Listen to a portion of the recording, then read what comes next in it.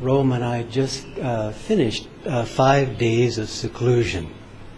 And it's hard to speak about anything else, because when you, and if you have experienced seclusion, you'll know what I mean. You're a different person in seclusion. And that's absolutely natural. Because in our day-to-day activity, we are caught up in many, many, many things. And that's all well and good, because seva, done with the right spirit, is the same as meditation. And that's why Yogananda said, quite frankly, and it's still, I find, a shocking statement. He said, many who go to the Himalayas are spiritual bums. I thought, oh my gosh, that's a horrifying statement. But again, it's from the Master, and so it's true. And why would he say that? Because he said, in addition, that they end up fighting over their blankets. And he said, what attachment? What kind of non-attachment is that? And so they go with high aspiration. But they're not ready. That's the thing. They don't realize that. They haven't had the proper training. They're not ready. And so they go thinking that they're going to be meditating like Ram Gopal, as we read in the autobiography of a yogi. 18, 20 hours a day for decades and decades. That's what they think. It's in their own mind. It's a fantasy. They don't know themselves. And so they go up there, and after one day of getting completely burnt out, meditating 6 hours maybe if they really push themselves, then it becomes fighting over caves and food and all God knows what else, and they get disenchanted, spiritual bums. Well, those who have the humility, and God willing, there are some that realize they've made a mistake. No big deal. God doesn't hold us to our mistakes. He wants us only to love Him. We make mistakes constantly. It's humbling. But those that understand, well, I would have loved to have had a little time with Babaji. He is up here somewhere. You know, here I am in the Himalayas, and although I'm not quite ready, he could have made me ready. But maybe they didn't read in the autobiography of a yogi. Remember that wonderful story of that soul, highly advanced, without question, that climbed with astonishing skill to find Babaji. He was months in the Himalayas. God knows the austerities that he had to experience. Finally, he found Babaji there with his little group, and he was in awe. But what did Babaji say? He said, you're not ready. He said, if you don't accept me, I'll jump. Well, Babaji said, jump then. Some of the teachings are so, so hard. And he jumped to his death. Well, happily, there was a happy ending to that. Babaji came.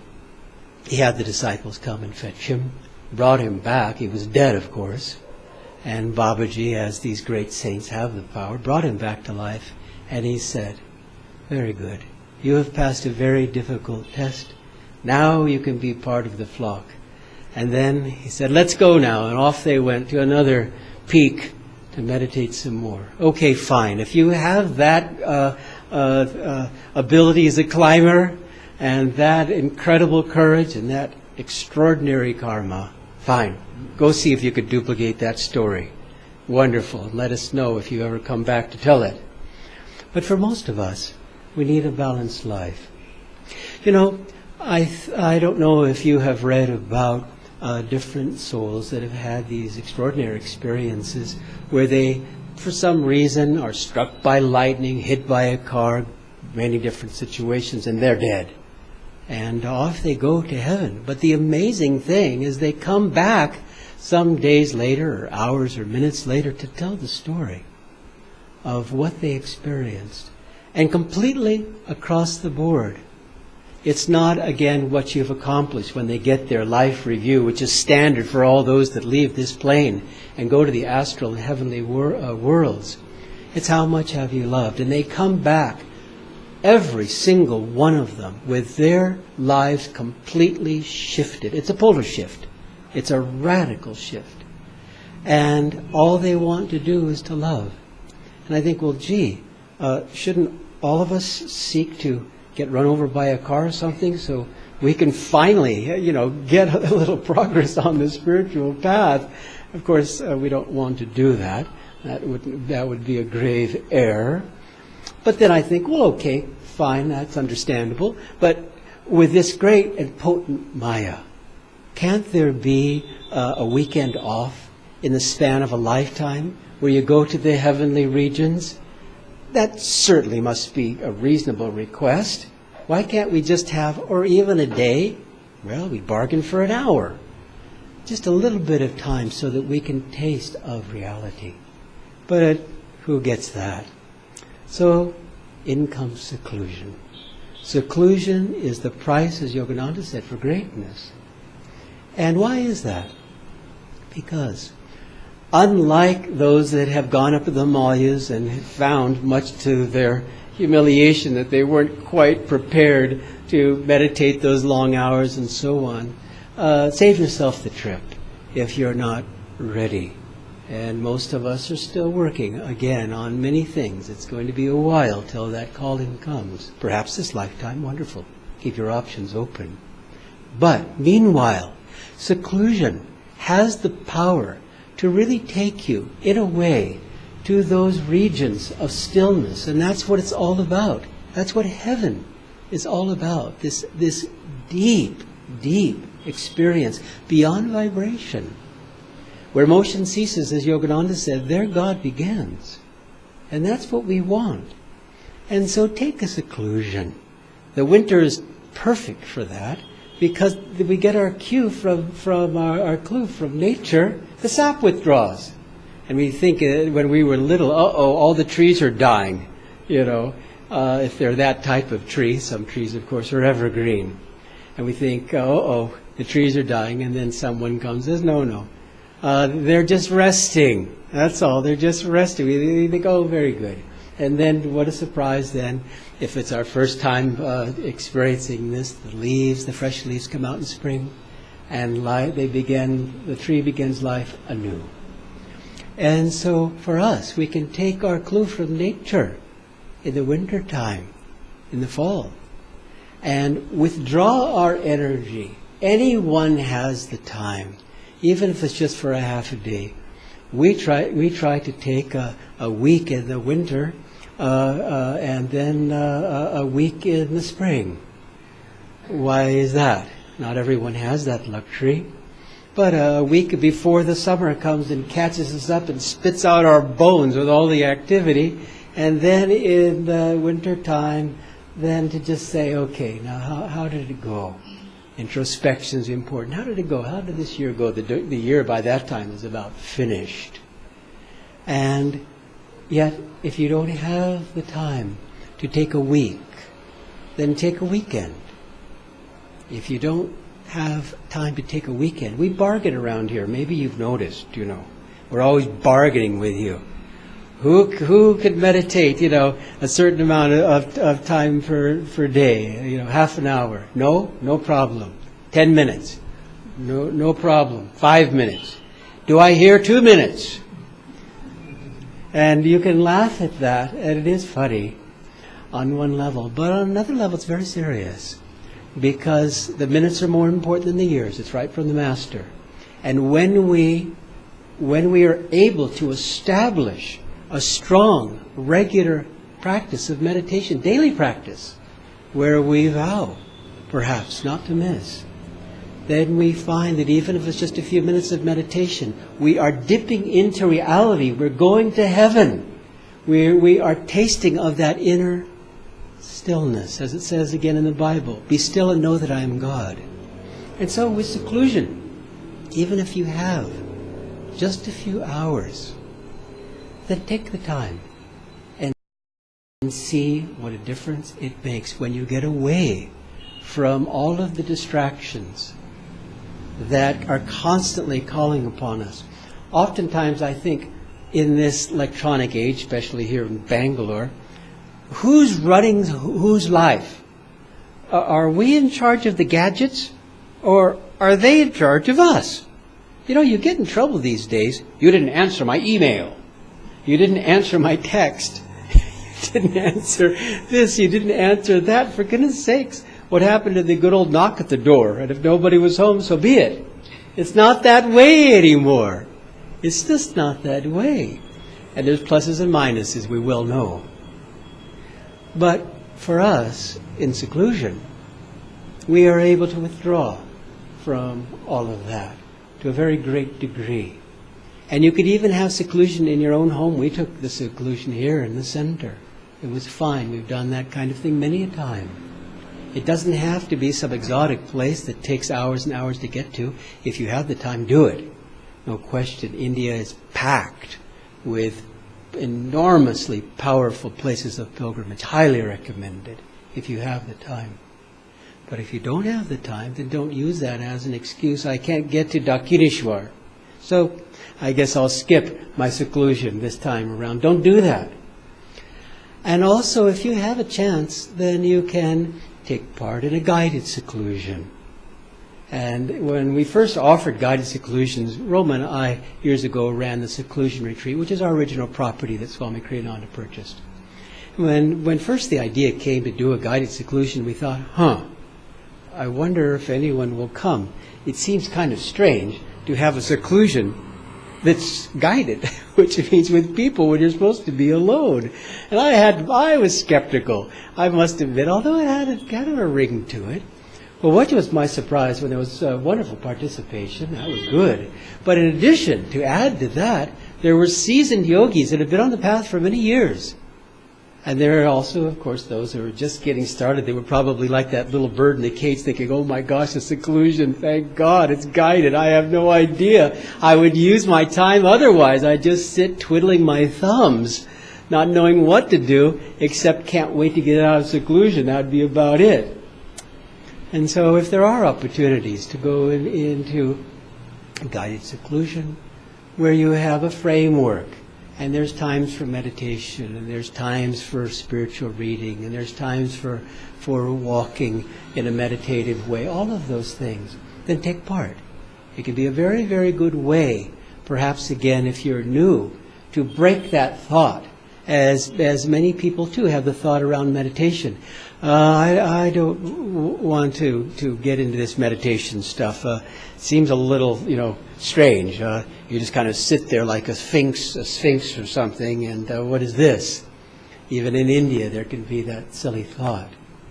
But when one tastes of the soul, that of course is the fruit of meditation, then one begins to think, oh my goodness, why did I wait so long? We had a dear friend and highly advanced soul, Bob Raymer, who came to Ananda many years ago. And what a sweet story he had. When he first met Yogananda taught him how to meditate. And he was highly advanced. And so he sat down to meditate and fell over the chair into superconscious samadhi. And when he came out of that state, he said, oh my goodness, if I do this, the meditation was this easy, I would have started long ago. I thought, my goodness, he's the only person I've ever heard tell that story. Falling over the chair in samadhi. Oh my God, what wonderful karma Bob Raymer had. And such a sweet and devoted and simple soul.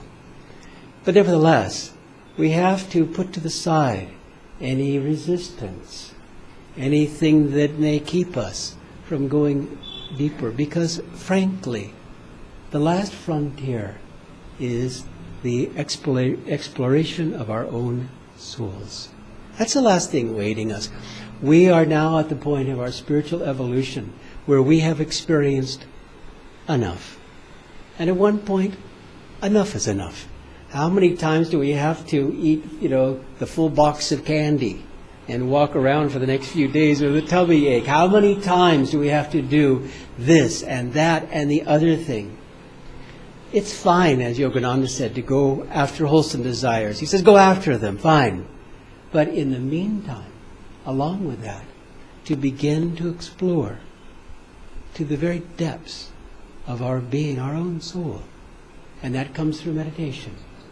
That comes from deeper, longer, thirsty meditation. That comes from taking the time in seclusion to be exclusively with God. And why is seclusion important? It's important because in busy life, as important as seva is, in our busy life we can lose sight. We can become restless. We can become so goal-oriented that we forget the present moment. When you're happy in the present, Yogananda said, you have God. And so you can even be doing a good thing and still lose sight of Him. The Maya is very tricky. Very tricky. And so in meditation, at least once a day, as I often say, and I'll probably say forever, at least once a day have deep God contact. That's why the yogis say, live more in the spine, live in the heart, live here at the point between the eyebrows, so that you know without a doubt, at least once a day, what reality is. So that that reality can help you, as Yogananda talked about, refashion your life ideally. And then, even if you're not able to go into seclusion all that often, as most of us are not, then you can have what I like to call seclusion on the run. Where, again, I love, someone approached Gandhiji. Gandhiji, do you ever go on vacation? He says, I'm always on vacation. That's the spirit. So that we are always in a place of stillness in our own hearts and souls. So that we don't get fooled by the Maya. By this great Maya. Remember, as Krishna said in the Gita, get away from my ocean of misery and suffering. And that's Krishna telling us that. And we think, well, gee, that's kind of a mixed message. God has invented all of this. Now He's saying to get away from it. Am I ever going to be able to understand the spiritual path? But the sweetness comes as we fall more and more in love with God, knowing that God knows, as Anandamoyi Ma said to one disciple who was fretting about the world condition with all the wars and so forth. And she said, don't you think that God, who has created this world, knows how to maintain this world? And so we begin to feel insecure inside. That this Maya we perhaps don't understand. We'd love to have the weekend off, if we could, to really taste of the true reality of the astral world and so forth. But at least we are now sufficiently aware, and that's what it takes, sufficiently awake, that we are beginning to understand we must have God. We must have this reality. We must taste it on a daily basis. And in time, we must have unbroken inspiration. Not this fleeting inspiration that comes from time to time. It's a lofty goal, and we're all striving for it. But first things first. First we need to taste of God, and then it's more God. Remember, as Gyanamata said when asked, Yogananda's most advanced woman disciple, if you could do it all over again, what would you do? What were her simple words? More and better.